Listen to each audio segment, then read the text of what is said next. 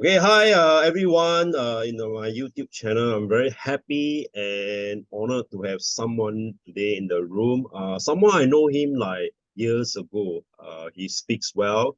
Currently, he trained in lots of schools and coincidentally that I met him and got to do a project with him also. So his name is Clement and he's very good in helping. Yeah, hi Clement. Hi everybody Hello, on hello. CS Okay, channel. so I'm going to ask Clement in a moment to share with us a bit about himself and Mhm. also why did he wants to come out on his own and do this speaking business. Okay, over to Mm. you, Clement. Okay, hi everybody. My name is Clement. As CS has mentioned, I am a executive speaking coach and trainer. I also run programs for communications, sales, anything to do with using your mouth to share your message with people. Right, I am the one to go to. Of course, the big question is why did I come out and do this? Right. Hi. Well. It started way long ago. Okay, I spent the first half of my career in sales. Mm. I spent about like good 8 to 9 years Oh, doing hang on, sales. 8 to 9 years Yeah, in sales, as in like a corporate sales or yeah. wow. It was So, actually uh, investment sales lah. So uh, it's I work with a North American investment company. okay. I had to go out to reach out to people to talk to them about how to make their money work better for them, how this investment works, and later on it's about how the returns can help them with their long term goals and so on and so forth. Mm. So it's to put it to and after a few years in the career, it seemed like wow, I was able to sell dreams, because at the end of the day, it's the when it comes to investments, when it comes to putting money in, it's not like a property, it's not like a insurance whereby you can see the you can see like you're protected against something, or Right. you can see unit trust and so on. Yes. What I was doing is I was really selling a long-term investment Mm. that can really help people to grow their money in the mid to long term, which is a very good investment. But after that, after a few years over there, I realized that sales is a very interesting game, but I really wanted more. I really wanted more than just, one part in a big machine, in a big corporate machine. So I decided to come out Okay. and do something which I think I am decently good at, Yeah. and that is helping people communicate better and speak better. Now, interestingly, how did I realize that this could be the avenue that I was going for? Because again, back in my previous company, I was also the one that they look for within the company. That they asked, "Hey, Clement, can you host this event for us? Can you do this corporate event for us? Can you do this client appreciation event for us?" Mm. And as I was doing, I realized, hey, I think I can do it quite well, standing on stage talking to people, as well as offline talking to my clients one on one.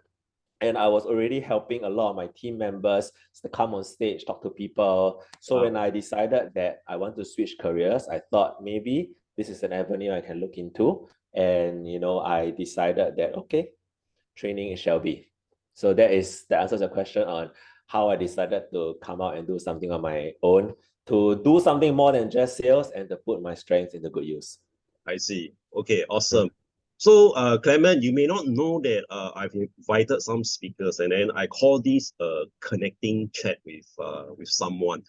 So Mhm. I believe that communication is also about connecting with someone out there. So currently, Yeah. what you do, I have a question in my mind. I'm sure people Mhm. out there who also love to ask you, how do you so-called attract or connect people who are struggling with these communication skills challenges they have Mm. currently? Yeah. Yeah.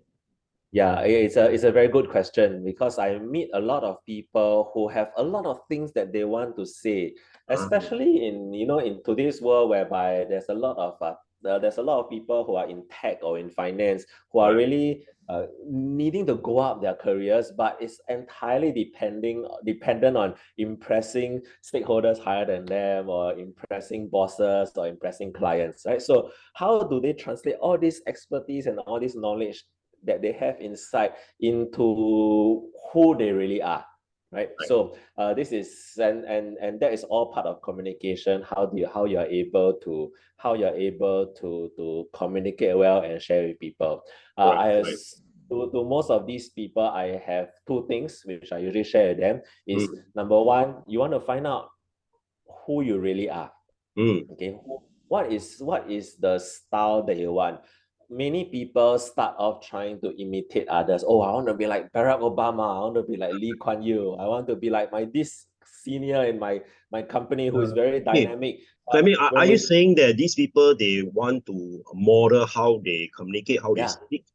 I see. yeah, Okay. yeah. Modeling is not wrong, right? Modeling is the fastest way to improve. And one thing I always tell people is also to find somebody who you think is more towards your style and Mm. then model after them. The challenge is always to find who this person is. Yeah. Right? So the first step is to always find out who you really are and to be comfortable with speaking in that style. And there's no one communication style that's perfect. For example, somebody like Barack Obama is Mm. very powerful and able to connect and very inspirational.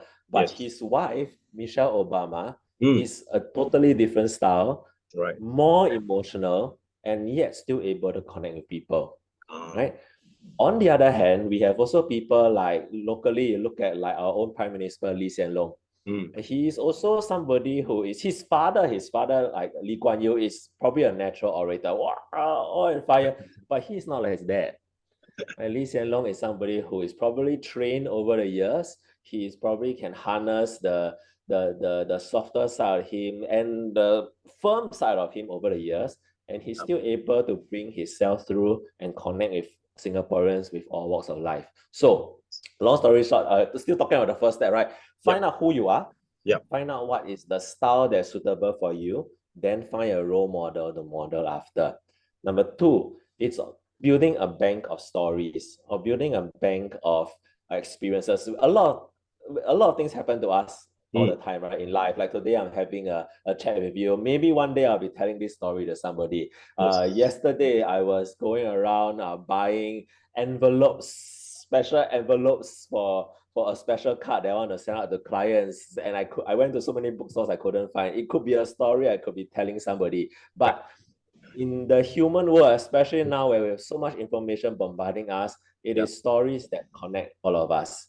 And to be able to connect well, to be able to share your message well, the Mm. best people are able to do it by finding a very relatable story, a story that links to the message very strongly, Yep. tell the story, and then share the message. So again, to answer your questions, how do we communicate well, or how do we bring our message across well? Two things. First is the delivery, model after someone in a style that's more authentic to you, and the message wise, link it with stories. Awesome. So Yeah, by now, I'm sure the audience can tell Clement is someone who is very ready and willing to share his knowledge and experience yeah, out there. You can see when I ask him, what he just pour out everything. I think all these are very important and useful tips. yeah. So just now, Yeah, and just I may speak a lot, but I realized that all these questions CS were asking me off the spot. I was not prepared beforehand. yes, correct, and that's Yeah. what connecting is all about. Okay, you Mm, can't we can't really prepare like a prepared speech to mm, connect with the audience. Okay, that's my take. yeah. Okay, anyway, Mhm, there's one thing that I always want to ask people who are in this field that is called data storytelling. mm, You know, mm, data storytelling, right? People who convert data into a story. So just now you mm, mentioned about identifying who the person really are. So I mm, was imagine this person was very technical and he every day he doesn't have much story to him. Maybe he didn't go to the provision shop. He didn't go to all he do in his life is work at the station. And then mm, it's all about data. So, in your view, how can these people stand out from the rest of the competitors or the crowd through data Mm. storytelling? How can you do this? Yeah, that again is a very important question. So again, maybe I'll divide that question into two parts. Okay, first, to answer your question first, for somebody that's leading a very so-called mundane, boring Yeah, life, nothing exciting happens. Every right. day I go to work, I come back, I go to work, I come back, I do the same thing every day. Yes, Where can I find the stories to connect with people, to tell with people, right? right. I have one or two tips to share. Number Yes, one is actually even the most boring of things can be interesting. It's just up to you how you want to weave the story you need. Remember just now I talked about me going to find envelopes, right? right. For a A5 card which I want to send to people. They Yeah. don't sell A5 envelopes in the bookshops, you know. That I just realized, or C5 or nice C5 envelopes, but digress. Now, this can be a very boring, mundane thing, right? To most people. But but if with a little bit of technique, with a little bit with a little bit of change in perspective, right, Oh, you are able to take this very boring stuff and make it interesting. So the question is, in every small little thing you do, what is painful about it? okay. Okay, find out what is painful about it and find out what is exciting about it. You Okay, have these so two. so 2 points. One is consciously be aware or take note of things that is painful. Yes. Anyway, this is for the audience. And the Yeah, second yeah, one yeah, yeah. is exciting. Exciting, right? Yes. Okay, good. Okay, Yes. please So continue. even the most mundane things, you don't have to like on the spot think of it, is this painful? After that, when you think about what happened to me today, oh, I went to eat lunch. I went to eat cai peng, but there was no. I wanted to order my chicken. I want to order chicken. I want to order chicken rice, but they don't have chicken breast. They only got chicken thigh. I feel very sad. So it can be so mundane like this, you know. But then again, it's not eating chicken. I mean, you like chicken thigh, right? You don't Uh, only only chicken. It's not eating chicken thigh something that is very painful for you. Can you make it very painful? Can you link it back in the past, the last time we ate chicken rice, how terrible it was? Right. So if you're able to link it back to something that's very painful, and maybe you think of something positive about it, maybe chicken breast isn't that bad after all. You realize that this stall is able to make chicken cook Hainanese chicken breast until it's soft and succulent and tender and beautiful. And a learning lesson from it is, there are good things that happen in this world, even in a terrible day. A mundane story can turn into an interesting sharing. Right? even So, are you saying even for example their work mm-hmm. have consists of lots of data information of Yes. this, they are Mm. able to also translate into something interesting? Are you saying that okay, the data can be painful, or the information is painful, how they convert it? Am I right Yeah. to say that? So moving, which brings to the second part of the question, right? Oh, So when okay. we talk about data storytelling, it's really more about, the world is full of data right now. Correct. We have, Like a chat GPT coming out. yeah, ChatGPT. ChatGPT is a different thing altogether. It's about more about AI, Yeah, linking of the AI thing, right? I'm not sure what's the correct term, but it's really about building neurons within the AI system to make ChatGPT better. But maybe in terms of data, is can be maybe in terms of there's so much data in the world. For example, the latest budget update, right? There's yep, probably data on how many people are going to be beneficiaries of the latest government handout. right. There's probably going to be data about say how the latest tax system on the cars, on the property will affect everybody, right? So on the different classes. So there's so much data everywhere. What data storytelling is really about is how you make all these complex numbers into something that's easy for the intended audience to understand. So it can be through infographics, it can be through charts, it can be through, graphs, it can even be through video. So this is what data storytelling is about. It's about taking all these raw facts and numbers and creating it into something that is uh, valuable insights for the audience to absorb and to take action. Okay, so that's what data storytelling is about. But bringing back to the essence of storytelling, if you want stakeholders to take action, if you want, for example, why do we want to increase GST by 1% at this horrible time, right, where everything is doing very well? So the government can throw in data on, oh, we need revenue coming from, we need revenue to pay off for our reserves. We spend so much money in COVID, all this blah blah blah blah, right? All these are data that's coming in, but how they are going to tell it is properly to the layman is probably through maybe a good infographic saying that, okay, the increase in 1% GST will bring us this amount, it will be able to offset this amount. So with a very visual graphic, you are able to see, okay, this is how the GST will be help us. For example, I don't know, I didn't really go and look at the details, but it's instead of just saying numbers, data storytelling is about visually representing it in a way that's easy for people to understand. Now, the pain and the positive thing is still applies. Okay, right. Why people want to listen to you tell your data, the data story is the best data stories are the one that can address a good pain point. I use GST because everyone is affected by GST, right? So if you are using that, it's easy. Oh, GST is very painful. You bring in the why, you bring in the how, you use the data to show you're able to address the positive, you're able to bring out the positive side of it. This is an interesting story using data that people want to hear. Okay. Well, another maybe let me think of a less common scenario. So for example, if there are people who are running a marketing campaign, for example, right? Running a marketing campaign, somebody is telling you that, hey, you need to run a TikTok campaign, right? Instead of just using Facebook marketing or YouTube marketing. Okay, so to the business owner, they may not see the need, right? Oh, Facebook is doing well for me, all my clients are on Facebook. But a good person who want to use data to tell stories are able to show that, look, these are the amount of clients you can get using Facebook and YouTube, and this is the amount of data you're getting using TikTok. And visually, if you can show that this is where the opportunity is, you address the pain point of, do you want this small little ball or you want the positive big little ball? So this is a visual data storytelling, which in one glance you're able to bring the message across. So back to that, to put the difference, data storytelling is something that's very different from traditional storytelling. Traditional storytelling is very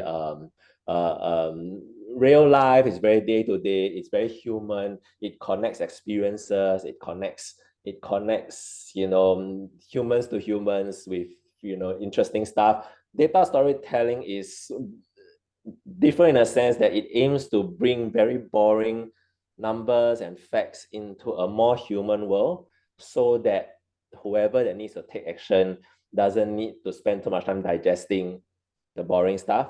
Very quickly, very visually, they can see what the insight is and then decide what action they need to take. Right. Okay, wonderful. Awesome. Yeah. Again, sorry, I answered too much for a very simple question. No worries. It's lots of gems for us in the audience out there. So I've another two more questions for you, Clement. The question that I have is, like, normally in schools, right? You're doing a lot of trainings in schools also. Currently, they are not teaching much on communication skills. So can I ask you, how do you foresee these communication skills the importance of communication skills in the 21st century, or moving on, especially when there are there's getting more and more information coming in, and more people need to stand out from the crowd, right? So how is this communication skills, what's the importance of learning these skill set is to you? There are two parts which I see this again, right? Which whenever I say two parts now, you must be very, oh no, Clement's going to give a long answer. No, I'll say we're very detailed. You can get I don't even know there are two parts in my question. Two parts. Yeah. So let's talk about the first part first. The schools are doing a lot of communication training sort of right now. In fact, it's I'm quite happy that it's less of our like what we did in the past, memorizing and doing, memorizing Remote and doing. learning. I really do see that in schools right now, there's a lot of project work, there's a lot of interactive stuff. There's a lot of curriculum whereby there's less of right or wrong, but more of exploring, learning yourself, and this is a lot asking questions. So that is a lot of communication. Of course, as students, I'm not so certain about is as students, we always gear towards exams, right? And at the end of the day, exams are still written, exams are still, How they have memory oral based. examinations? Yeah, but the percentage is quite little lah. Oral But examination. Higher level, they have project work, they have good presentations and all, which are much better. right, So curriculum wise, I would say curriculum wise, yes, there's a lot of emphasis on speaking, on communicating, on bring your idea across in more interactive parts of learning. But assessment wise, also comes with the challenge of assessing, written answers are easier to mark and more definitive lah, who's better and who's not better. But when it yes, comes to oral examinations, what people don't want, in fact, in the working world, what you don't want is for somebody who is no good but can present themselves very well to have an edge over somebody who is good but unfortunately cannot present very well. But in the right, real life, sometimes like that, lah, right? The people right, who can speak more get better opportunities. So I believe in school curriculums are still molding towards that. mm, And if you happen to be a parent or if you happen to be an educator, it is good to have your kids to have more opportunities to interact with people, speak up in different languages, mother tongue and English, because that really helps the brain to create synapses and become smarter. And as all of us know, in life later on, the people who can communicate better are the ones who get more opportunities. Okay, right, that's the first part. Now let's talk about the second part. During COVID, I also realized that, I think it's just how the world is evolving. I yes, was conducting a Zoom class mm, once, right, with a school, and mm, because we go to our breakout rooms, right. The intention of the breakout room is for the students to discuss yeah, and to come out with the right answer before they go back to the main room and present. So of course, I have my trainers in my different breakout rooms. When I hopped into the breakout room, I realized that most of the breakout rooms were rather quiet. So I yes, thought they were not discussing and they didn't get the idea of what they needed to do. Right. Oh, by the way, they were supposed to discuss and come out with something on Google Docs, lah, right? right, So I just, after hopping around a few breakout rooms, I realized that, hey, maybe I need to intervene. So I just unmuted myself and say, hey guys and girls, maybe you need to discuss, right? So that you can get the right answers, because later on you need to go to the main room. And in the chat, mm, right, in the Zoom chat, somebody typed, yes, we are discussing. mm, Yeah. So I hopped over to Google Docs and I realized that all of them are collaborating and discussing and typing on Google Docs itself. So ah, that to me is like a paradigm shift or sort of a mind-blowing moment, because in our generation, like people like us who are used to working in collaborative environments, it's right, easier for the talk and then we type, right? right, But in this new generation of kids whereby texting is yeah, the norm more than talking, to them, maybe typing and collaborating directly using Google Docs without typing is more efficient for them. yeah, And using that in mind, I became more aware and I realized a lot of organizations are doing this right now. For example, one organization I work with, right, there is a mm, big organization doing um, it's an app we use every day. They, before they have any meeting, they ah, will have something similar to Google Docs. They will have to edit everything, type everything in the Google Docs. So all the meeting participants get a look first, ask mm, all the questions, do the editing within the docs first. Then during the presentation, they just deliver with all the questions asked and with all the required information given already. So it's so much more efficient using technology. But that again, which brings us to the point whereby we talk about communication, right? yes, It is is it required? It is still required, but it is much focused right now. That means we are only required to communicate and speak with the purpose of sending energy over, or with the purpose of making an impression, or with the purpose of showing who we really are, so that the audience can get to feel us.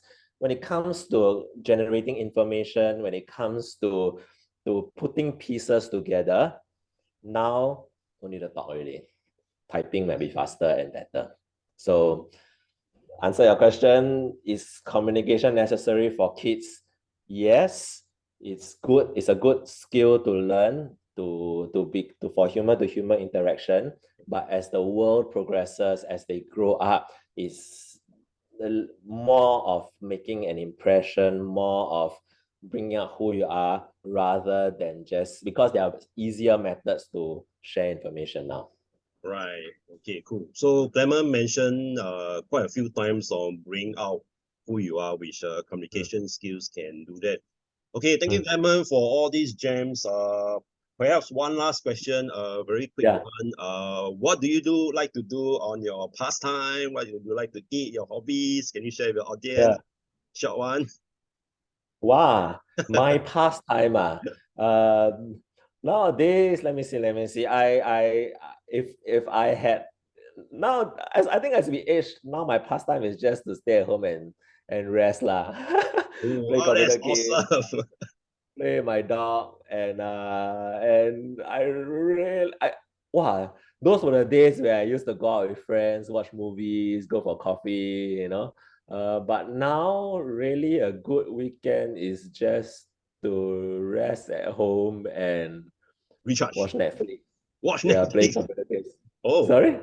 Yeah, yeah. I'm saying recharge, recharge. Yeah. Recharge lah, recharge. But if there is something, if you ask me, if really there is something I would really love to do, maybe is to go for a good holiday lah. Ever since the world opened up, I haven't really got a chance to go for a good holiday now. Yeah. Eating wise, anything that is fried is good. Okay. Yeah. Yourself? Okay. I have Yeah. lots of things to share. Just that because of time. Okay.